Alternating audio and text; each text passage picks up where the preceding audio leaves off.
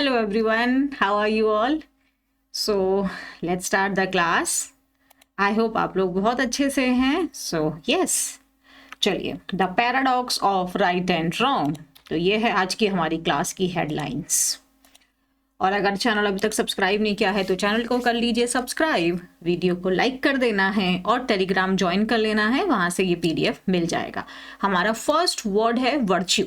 Virtue का मतलब होता है क्वालिटीज़, आपके अंदर की जो क्वालिटी होती हैं और ये पॉजिटिवनेस को शो करता है.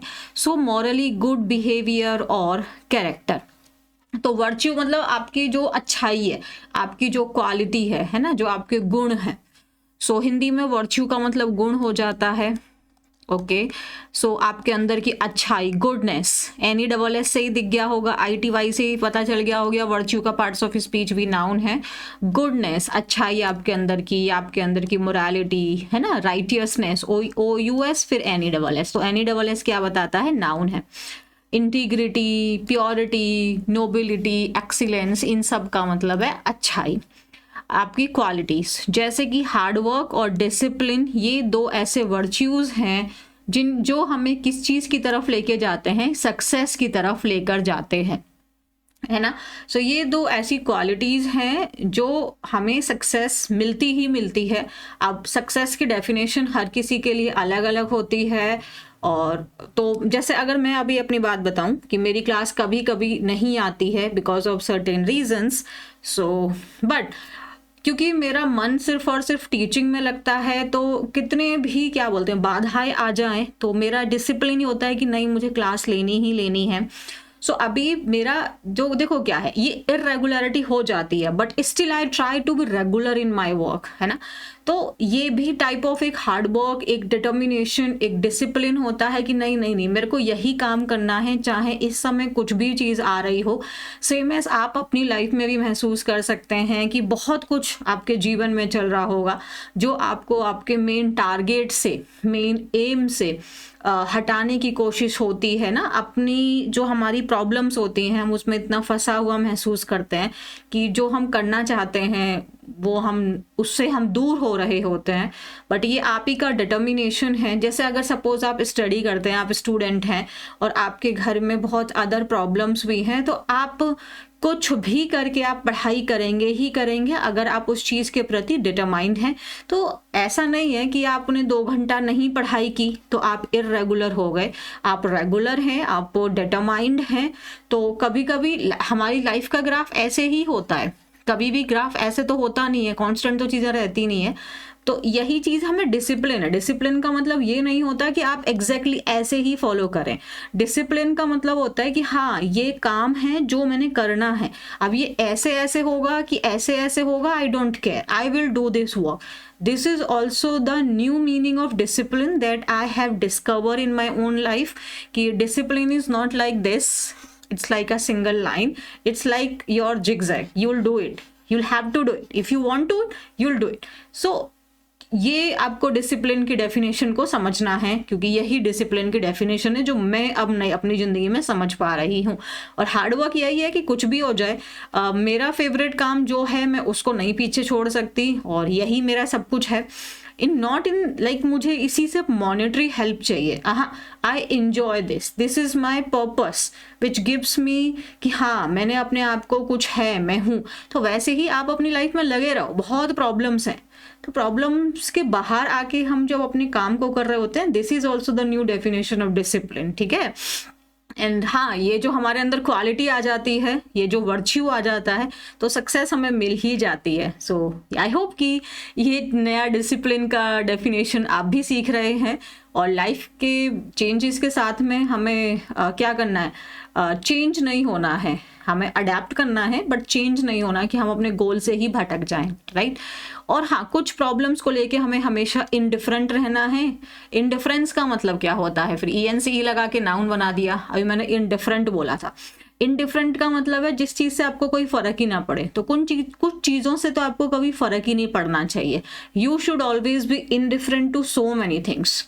and but not to your own goal, your aim. So what is the meaning of indifferent? जब फर्क ही नहीं पड़ रहा आपको, कोई क्या बोल रहा है, कोई क्या सोच रहा है मेरे बारे में, I don't care, I know what I'm doing, so I will do it at anyhow. So indifference means आपको बेरुखी है, आपको अब ये थोड़ा मतलब न्यूट्रल हो जाता है, क्योंकि आपको किसी भी चीज़ से फ़र्क नहीं पड़ रहा, मतलब अच्छाई से भी नहीं पड़ रहा, बुराई से भी नहीं पड़ रहा, आप उदासीनता है ना. सो लैक ऑफ इंटरेस्ट, यहाँ प्रॉब्लम है. हमें अपने इंटरेस्ट को बनाए रखना है अपने काम में. जहाँ हमें लग रहा है कि ये बकबक कर रहा है, वहाँ हमें इनडिफरेंट होना है. हर जगह अपने इंटरेस्ट को नहीं खोना है ना. सो लेकिन यहाँ पे आपने हर चीज़ में अपना इंटरेस्ट खो दिया, कोई कंसर्न ही नहीं है किसी चीज़ के रिलेटेड, है ना, इमोशनलेस हो आप. सो और like lack of interest, lack of concern, lack of emotion about something और समवन. तो दिस इज रॉन्ग. अपैथी का मतलब यही होता है कि आपको किसी के प्रति कोई फीलिंग ही नहीं है, अनकंसर्न हो आप, नेग्लिजेंस कर रहे हो, आपको इंटरेस्ट नहीं है चीज़ों के अंदर. डिटैचमेंट है, केयरलेसनेस, डिसरिगार्ड. ठीक है, तो आपको नेगेटिविटी के प्रति आपको इंडिफरेंस रहना चाहिए, इंडिफरेंट रहना चाहिए, बट अपने चीज़ों को भी ऑब्जर्व तो हमें करना ही पड़ेगा. We should show our concern. ऐसे नहीं है ना, हम चीज़ों से इंडिफरेंट होके हम सक्सेसफुल नहीं बन सकते हैं, हमें अपैथी नहीं हो सकती हमारे अंदर. We should have empathy in our self. So indifference can sometimes hurt more than anger. Absolutely. Suppose आप अपने भाई को, अपनी बहन को, अपनी मदर को कि अपनी प्रॉब्लम बता रहे हो, ठीक है, तो अब एंगर तो एक इमोशन है, तो सपोज कि आपकी बात से वो एंग्री हो जाती हैं, तो डेफिनेटली आपको बुरा लगता है कि यार ये तो गुस्सा हो गई मम्मी तो. लेकिन अगर उन्होंने कुछ फर्क ही नहीं पड़ा उनको, मतलब ठीक कह रही हो, इतना भी नहीं बोला, और वो चली गई, तो ये चीज़ आपको ज़्यादा हर्ट कर जाएगी. मतलब इसका क्या मतलब हुआ? तो कभी कभी ना जब इंसान आपको कोई रिस्पॉन्स ही नहीं देता है, वो कभी कभी हमें गुस्से से, अगर कोई इंसान गुस्सा करे ना, उससे कम हर्ट होगा, लेकिन उसकी इंडिफरेंस जो उसने शो किया है ना, उससे हमें ज़्यादा हर्ट हो सकता है. तो अपने रिलेशंस में तो हमें कभी भी इंडिफरेंट नहीं होना चाहिए. रिलेशंस में तो हमेशा हमें अपनी कंसर्न शो करनी चाहिए कि भाई तुम मेरे लिए इम्पॉर्टेंट हो, तुम मैटर करते हो मेरे लिए. So yes, you are important, but अगर आप इंडिफरेंट हो तो फिर आपके लिए प्रॉब्लम है. You can't be indifferent in your relations. You have to give time and you need to show your concern, right. The next word is paradox. अब paradox का मतलब क्या है? विरोधाभास. ये बहुत वैसे तो सारे इंपॉर्टेंट वर्ड्स होते हैं. विरोधाभास का मतलब क्या होता है कि स्टेटमेंट और सिचुएशन दैट सीम्स कॉन्ट्राडिक्टरी और इम्पॉसिबल बट में एक्चुअली भी ट्रू और मेक सेंस. जैसे कि ये this sentence is my personal favourite, the only constant is change, right. जैसे कि अगर हमारी जिंदगी में कभी ऐसे जिंदगी के दो फेज होते हैं, एक बहुत बुरा वाला होता है जब आपको करता है खत्म हो जाए, और एक ऐसा होता है कि जो अच्छा वाला होता है जिसको हम इंजॉय कर रहे होते हैं. चाहे अच्छा टाइम हो या बुरा टाइम हो, बीत ही जाता है. जैसे कि 2025 की बात करें तो अभी हम लोग इस साल के आखिरी महीने में बैठे हैं, और वो भी 10 तारीख हो गई है. तो सोचो, मतलब 9 दिन गायब, 10वां दिन है आज. तो जो एक कांस्टेंट चीज़ है ना, कांस्टेंट मतलब रुकी हुई, सेम, और वो है बदला, चेंज, और चेंज का मतलब बदलना. तो ये लाइन अपने आप में कितनी कॉन्ट्राडिक्टरी नहीं लग रही है? ये स्टेटमेंट अपने आप में कितनी कॉन्ट्राडिक्टरी नहीं लग रही है? यही पैराडॉक्स है.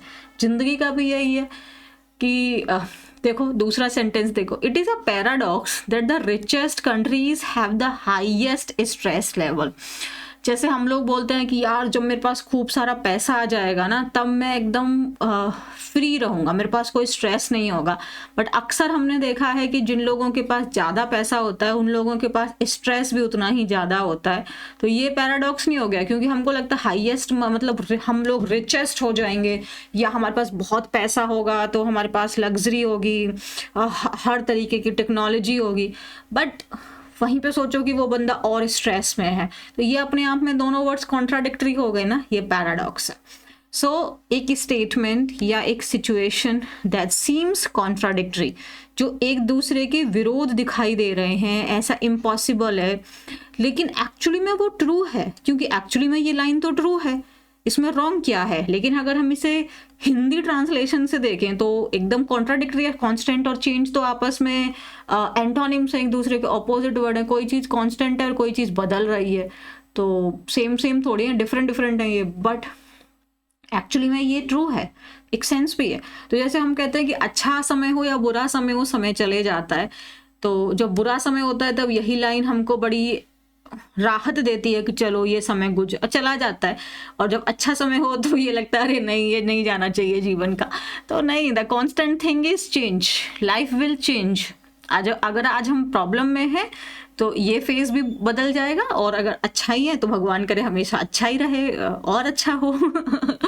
सो कॉन्ट्राडिक्ट कर रही हैं चीज़ें, है ना, ये लाइन अपने आप में कॉन्ट्राडिक्ट कर रही है। You will have money and still you have so much stress. So ये दोनों लाइन आपस में, ये दोनों वर्ड्स आपस में कॉन्ट्राडिक्ट कर रहे हैं, परेशान कर रहे हैं, पजल कर रहे हैं, मिस्ट्री क्रिएट कर रहे हैं, है ना, इनकंसिस्टेंट है एक दूसरे के साथ में। So this is your paradox, it is your noun. And the next word is your tyrant. Tyrant का मतलब होता है तानाशाह। मीनिंग हिंदी में समझ में आ गया होगा।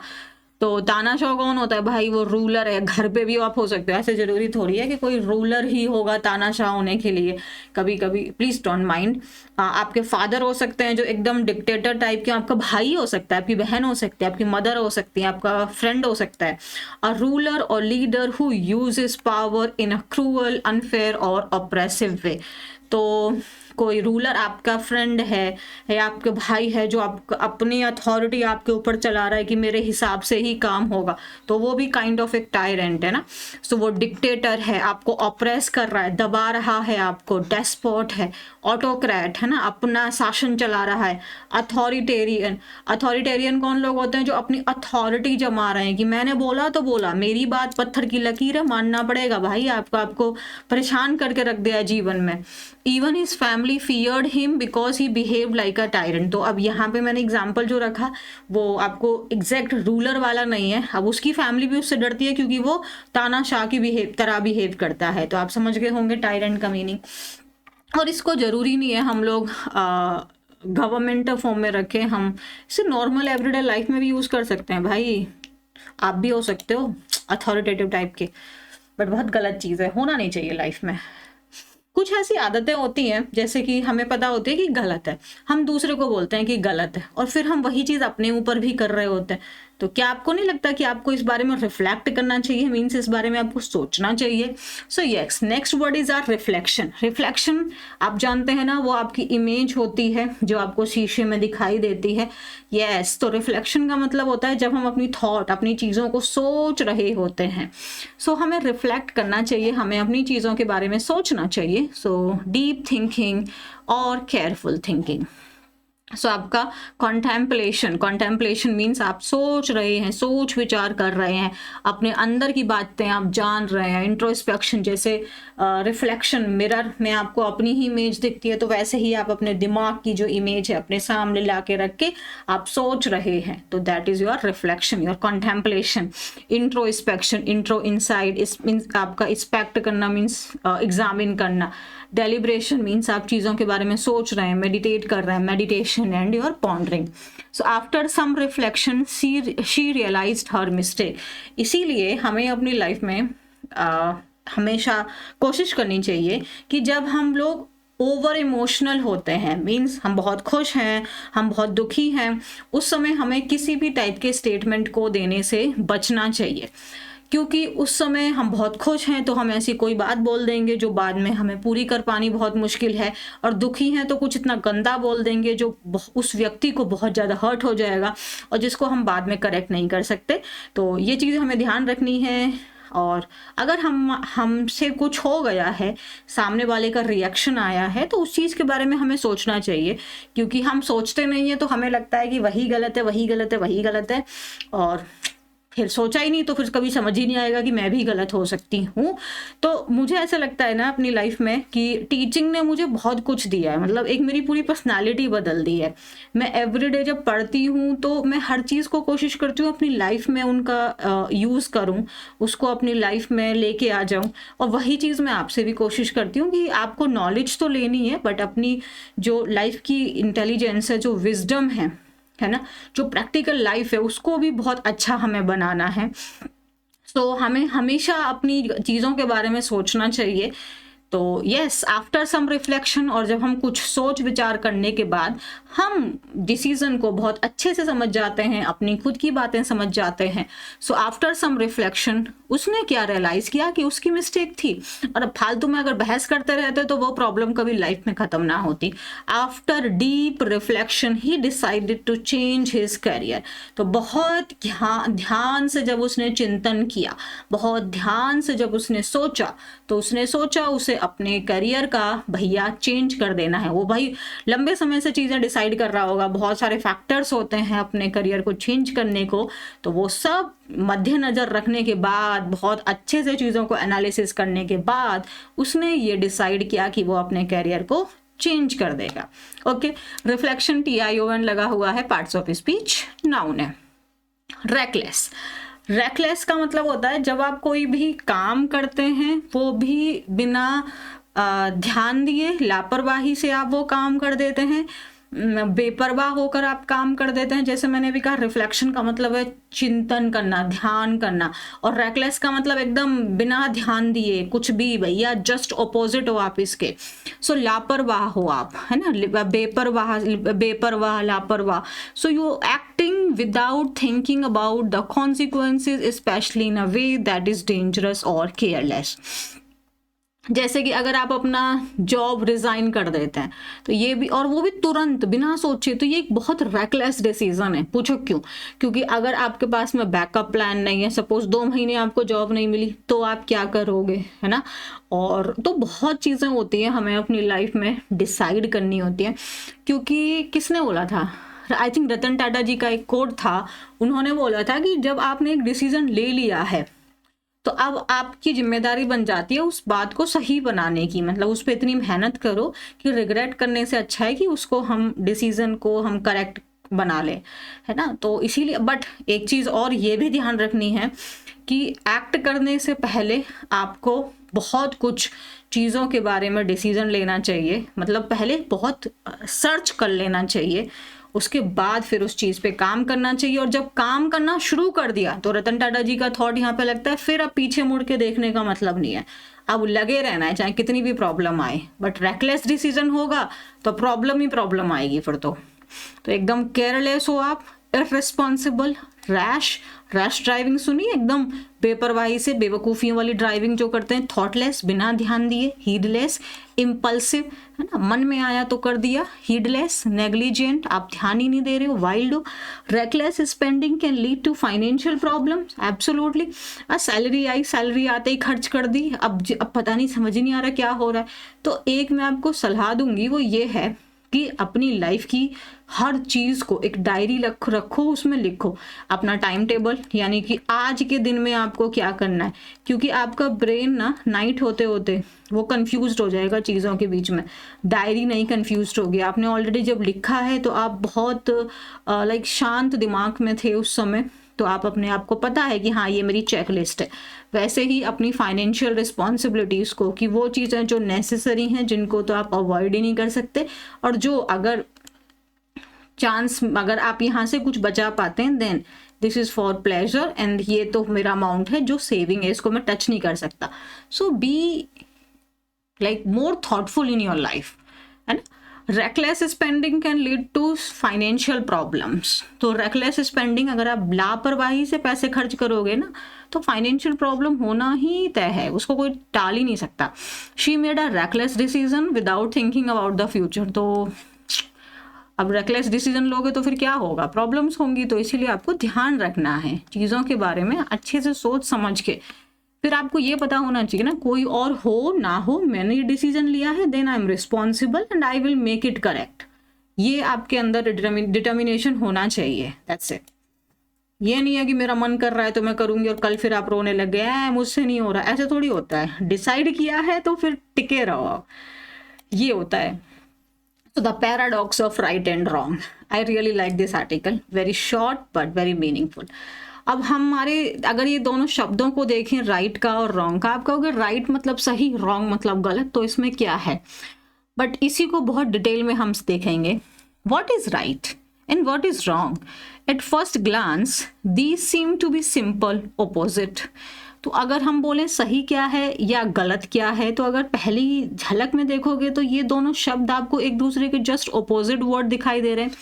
Right as the path of virtue and wrong as the path of harm, मतलब सही होने का मतलब है कि आप अच्छा काम कर रहे हैं, है ना। पाथ ऑफ वर्च्यू का मतलब आप अच्छा काम कर रहे हैं, और रॉन्ग होने का मतलब है आप नुकसान पहुंचा रहे हैं, आप गलत काम कर रहे हैं। यही एक सिंपल डेफिनेशन है। बट येट फिर भी when one looks or performs a closer inspection, the boundaries between the two blur। लेकिन when one मतलब यहाँ पे one जो है ये जनरल पीपल को दिखाता है। नॉर्मली जब कोई व्यक्ति इन शब्दों को और इसके साथ सिंगुलर आता है, जैसे someone, no one, anyone, everyone, इन सब के साथ सिंगुलर वर्ब आती है, वैसे ही one के साथ भी सिंगुलर आती है। जब हम देखते हैं उस चीज़ को या परफॉर्म करते हैं उसको क्लोजर इंस्पेक्शन, इंस्पेक्शन का मतलब एग्जामिनेशन, तो जब हम उस चीज़ को बहुत पास से देखते हैं, एग्जामिन करते हैं, तो जो राइट एंड रॉन्ग के बीच की जो बाउंड्री है वो ब्लर होने लगती है। And what once appeared clear begins to dissolve into paradox. अब देखो, वॉट वंस अपीयर्ड क्लियर, जो आपको एकदम से आपने देखा राइट रॉन्ग, अरे इसका मतलब ये है, दूसरे का मतलब एकदम गलत है, तो जो एक बार में आपको बिल्कुल साफ साफ दिखाई देती है वो फिर आपको क्या दिखने लगता है कि वो तो उसकी बीच की जो लाइन है, जो बाउंड्री है, वो डिसॉल्व हो रही है, मतलब वो मिक्स हो रही है, वो ब्लर हो रही है, और वो दो चीज़ें आपस में पैराडॉक्स हो रही हैं, मतलब कॉन्ट्राडिक्ट कर रही हैं। देखते हैं कैसे। The question of morality has always shown how complex human intentions and their result can be, है ना। द क्वेश्चन ऑफ मोरालिटी मतलब जो करेक्टनेस वाले जो क्वेश्चन है, हमेशा उसने दिखाया है, शोन दिखाया है, हैज़ ऑलवेज शोन, हैज़ के बाद में हमारा क्या आता है, V3 आता है, कि किस प्रकार से जो ह्यूमन के इंटेंशंस हैं वो कॉम्प्लेक्स हैं और उनके रिजल्ट्स आपके कॉम्प्लेक्स हो सकते हैं। इज अ पर्सन, अब देखते हैं, is a person who refuses to give a beggar a penny wrong. अब क्वेश्चन आपसे पूछा है, क्या कोई व्यक्ति जो मना कर देता है एक भिखारी को कुछ पैसे देने से, अ पेनी मतलब एक पैसा देने से उसने मना कर दिया, क्या ये गलत है? आप बताइए, आपका सिंपल आंसर क्या होगा? हाँ गलत है, हमें दे देना चाहिए, यही होगा। The refusal may seem cruel, जब उसने मना कर दिया, उसने भिखारी को पैसे नहीं दिए, तो ये जो रिफ्यूजल है, ये रिफ्यूजल है, ये हमें कैसा दिख रहा है, कैसा प्रतीत हो सकता है कि क्रूअल है, मतलब कितना आपका निर्दयी व्यक्ति है ये, और हमें ऐसा लगेगा जैसे ये व्यक्ति एकदम इनडिफरेंट है, मतलब इसको फर्क ही नहीं पड़ता है, ये एकदम, इसको किसी की प्रॉब्लम से कोई मतलब ही नहीं है। Yet, लेकिन if giving that penny only fuels dependence or sustains an addiction, then what seems to be an act of kindness may bring greater harm। अब हमने इसका दूसरा पहलू देखा। इफ गिविंग दैट पेनी, अगर हम वो पैसा उसको दे रहे हैं, अगर यही चीज़ उसके अंदर डिपेंडेंसी क्रिएट कर रहा है और उसके अंदर जो दूसरों से चीज़ें लेने की जो आदत है उसको और सस्टेन कर रहा है, उसको और कंटिन्यू कर रहा है, then what seems to be an act of kindness, मतलब वो जो पैसा देना हमको इनिशियली एक दयालुता दिखाई दे रही थी, वही चीज़ उसको ज़्यादा नुकसान लेके आ सकती है। तो इस तरीके की थिंकिंग हमें अपनी लाइफ में लेके आनी चाहिए ना। मैं ये नहीं कह रही पैसा देना गलत है या सही है, ऐसी बहुत चीज़ें हैं हमारी लाइफ में जो जिनके बारे में हमें अच्छे से सोचना चाहिए। तो अब इसमें कितना अच्छा क्वेश्चन है कि अब आपसे क्वेश्चन पूछा कि अगर एक पर्सन जो रिफ्यूज़ कर देता है एक बैगर को पैसे देने से, तो इनिशियली वो हमें कैसे लगेगा कि वो व्यक्ति क्रूअल है, उसको कोई फ़र्क ही नहीं पड़ता, वो इंडिफरेंट है। लेकिन अब हम इसके दूसरे साइड को देखें तो अगर वही चीज़, don't take it as just a beggar, take it otherwise also, बहुत इसके बहुत सारे प्रॉब्लम जैसे हो सकते हैं कि अगर एक बच्चा है, अगर उसके पेरेंट्स उसको हर चीज़ में सपोर्ट किए जा रहे हैं, उसको कभी भी कुछ खुद से नहीं करने दे रहे हैं, तो ठीक है, शुरुआत में ठीक है, बट ये आगे उसके लिए प्रॉब्लम हो सकती है ना, उसके लिए डिपेंडेंसी क्रिएट कर सकते हैं, ये उसके लिए एडिक्शन बन सकता है।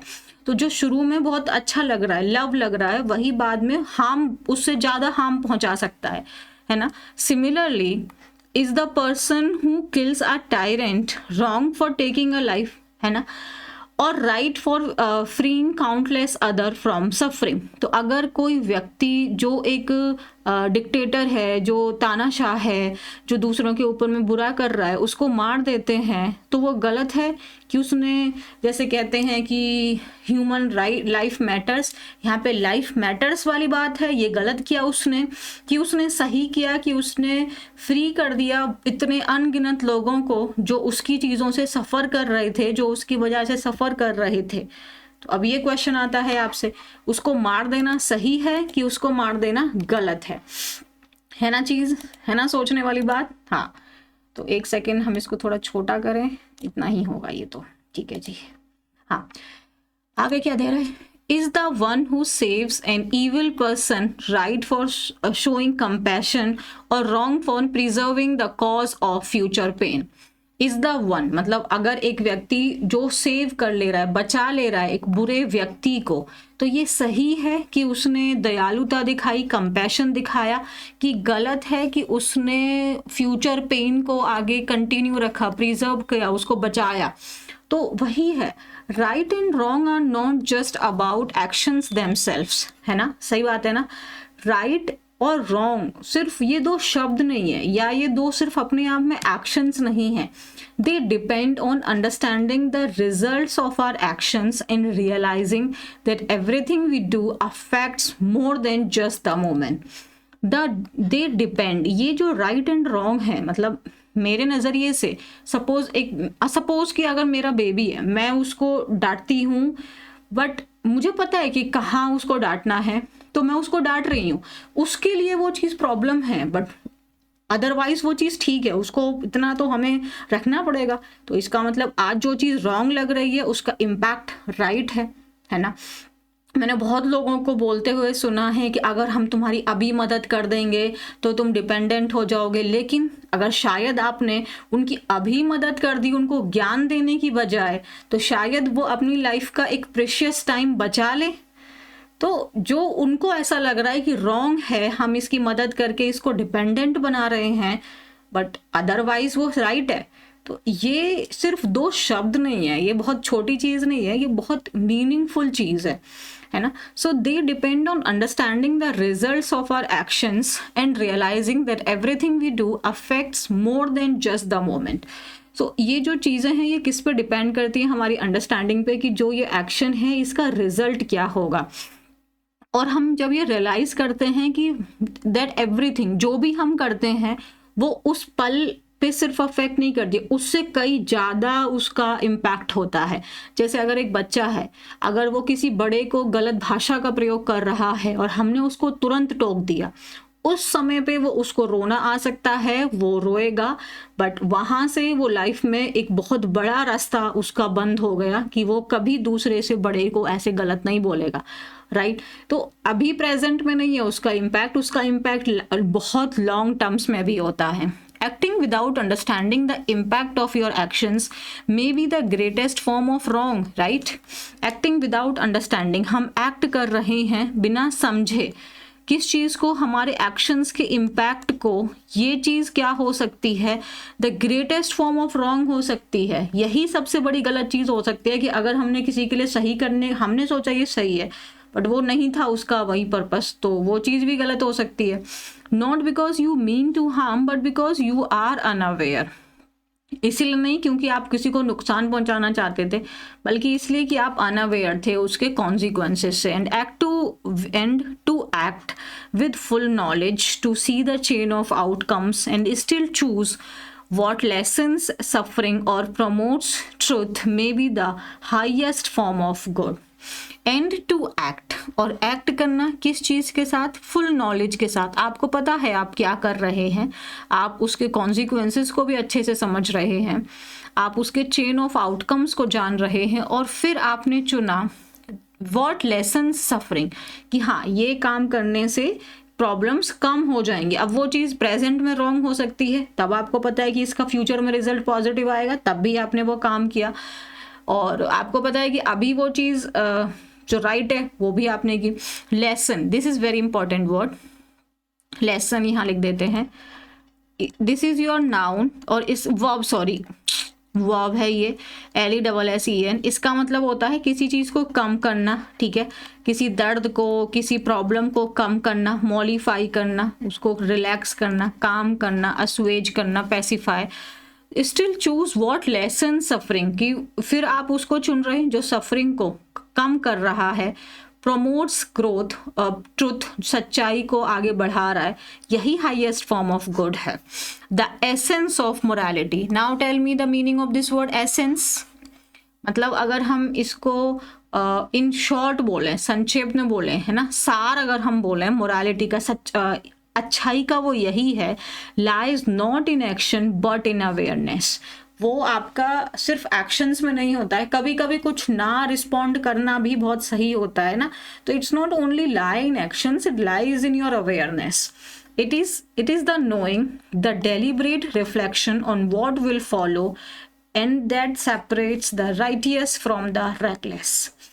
That deliberate reflection on what will follow, and that separates the righteous from the reckless. Deliberate reflection means आप अच्छे से आप सोच रहे हैं चीज़ों के बारे में, और यही चीज़ें सेपरेट करता है righteous from the reckless। मतलब सही चीज़ को एकदम तुरंत आपने जो डिसीजन ले लिया उससे, है ना। And to understand that right and wrong are not fixed labels but living concepts shaped by understanding is to step closer to wisdom. Absolutely, to understand, यही जब हम ये समझ लेना कि ये सही है, अब सामने वाले को गलत दिख रहा है वो नहीं, मुझे पता है ये सही है और इसके आगे के मुझे स्टेप्स भी पता है, ठीक है। और ऐसा नहीं है कि अपने मन से आपने देखा, आप अवेयर हैं सराउंडिंग, आप चीज़ों के बारे में हैं, है ना, तो आपको पता है कि हाँ ये सही है और इसके आगे के कॉन्सिक्वेंसेस क्या होने वाले हैं। So to understand the right and wrong, ये कोई आपको निर्धारित नहीं कर सकते कि ये चीज़ सही है ये गलत है, आप उनको टाइम के हिसाब से जज कर पा रहे हैं, सिचुएशंस के हिसाब से जज कर पा रहे हैं, है ना। ये लिविंग कॉन्सेप्ट्स हैं, पर्सन टू पर्सन पे चीज़ें वेरी कर जाती हैं। यही चीज़ है, जब अगर हम इतनी अंडरस्टैंडिंग आ जाए तो हमारी जो विजडम है हम उसके क्लोज आ जाए, है ना, एनलाइटमेंट हमें प्राप्त हो जाए। In the end perhaps it is not the act itself that matters most but the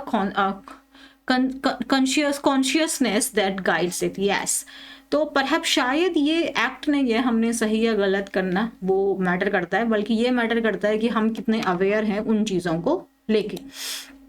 तो अच्छा आर्टिकल था और बहुत डीप मीनिंग थी इसके साथ में, है ना। सो आपको देखो, हमें जब हम लोग पढ़ते हैं तो हमें सिर्फ इंग्लिश, क्योंकि इंग्लिश हमारे एग्जाम्स में आती है, लाइफ में हम यूज़ करते हैं, इसीलिए हम सीखें नहीं, हमें अपने आप को भी देखना है कि मैं इससे क्या सीख रहा हूँ, मैं अपनी लाइफ को मैं कैसे बेटर बना रहा हूँ और मैं कैसे एक अच्छे पर्सन की तरह अपने आप को बाहर लेके आ रहा हूँ। So always try to bring your best version only, है ना। सो हम सब में कमियां होती हैं, know your problems, know your setbacks, and then try to don't try to cover them, try to heal your self and then make your self best version. क्योंकि cover कर देने का मतलब प्रॉब्लम ठीक नहीं हुई है, हील करना है अपने अंदर से, ताकि हम फिर अपनी प्रॉब्लम्स, अपनी इनसिक्योरिटी हम दूसरों पे ना थोपें। तो ये बहुत इंपॉर्टेंट चीज़ होती है हमारी लाइफ में कि हम खुद अच्छे से हेल्दी हों, हैप्पी हों अपनी लाइफ में, तभी जाके हम दूसरों के साथ में अच्छा ट्रीटमेंट कर पाएंगे।